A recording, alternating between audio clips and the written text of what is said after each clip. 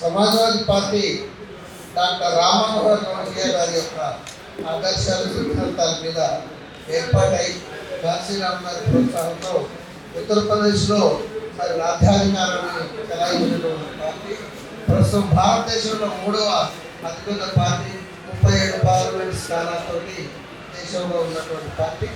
ఆ పార్టీని ఈ సమావేశానికి ఆహ్వానించినందుకు మన గాలి వినోద్ కుమార్ గారికి ధన్యవాదాలు తెలియజేస్తున్నాను.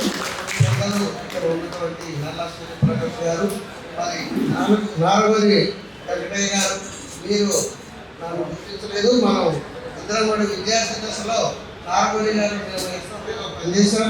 నేను గాంధీ మెడికల్ కాలేజ్ స్టూడెంట్గా ఉన్నప్పుడు ఏదైనప్పుడు కూడా ఈనాడు మన ఎజెండా ప్రకారం చూసినట్లయితే భారతదేశం అంటే తెలంగాణలో ఒక ప్రత్యామ్నాయ రాజకీయ శక్తి కావాలి.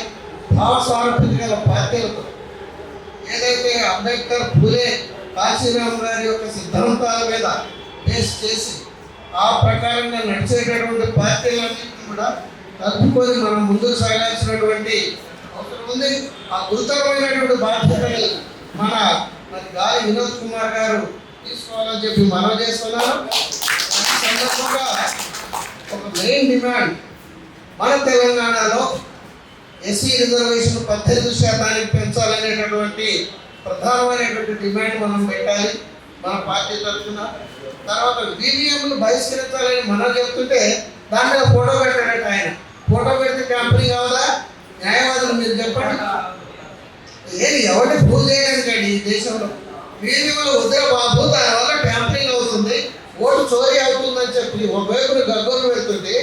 మరి ప్రపంచంలో ఇతర దేశాలు కూడా ఈవీఎంలను బహిష్కరించి బ్యాలెట్ ద్వారా ఓటును కొనసాగిస్తున్నప్పుడు మనం దాన్ని కొనసాగించమని చెబుతున్నప్పుడు నేను ఫోటో పెడతానంటాడు ఆయన. ఇది ప్రజలను మోసం చేయడం తప్ప ఏది కాదు. కాబట్టి మనం యొక్క ఈ బహుజన పార్టీల యొక్క సమాఖ్య ఏదైతే తెలంగాణలో మనం ఏర్పాటు చేయబోతున్నామో ఇది ప్రధానమైన డిమాండ్ ఏంటంటే ఈవీఎంలను బహిష్కరించాలి, బ్యాలెట్ ద్వారా మాత్రమే ఎన్నికలు నిర్వహించాలనేది మన ప్రధానమైనటువంటి డిమాండ్గా ఉండాలి. ఓటు చైతన్య యాత్రని మనం ఎప్పుడైతే వినోద్ కుమార్ గారు ఇప్పుడు మనకి రాష్ట్ర వ్యాప్తంగా యాత్ర చేయాలన్నా అందులో ఓటు చైతన్య యాత్ర, ఓటుని ఎలా వినియోగించుకోవాలి, ఓటుని దుర్వినియోగం కాకుండా ఓటు చైతన్య యాత్రను కూడా మనం దాంట్లో విలీనం చేయాలని కోరుతున్నాను.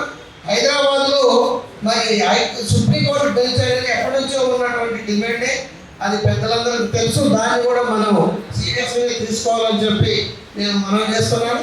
దక్షిణ భారతదేశానికి సపరేట్ బడ్జెట్ ఉండాలి అనేది కూడా మంచి నినాదం, దాన్ని కూడా వినోద్ కుమార్ గారు చెప్పారు.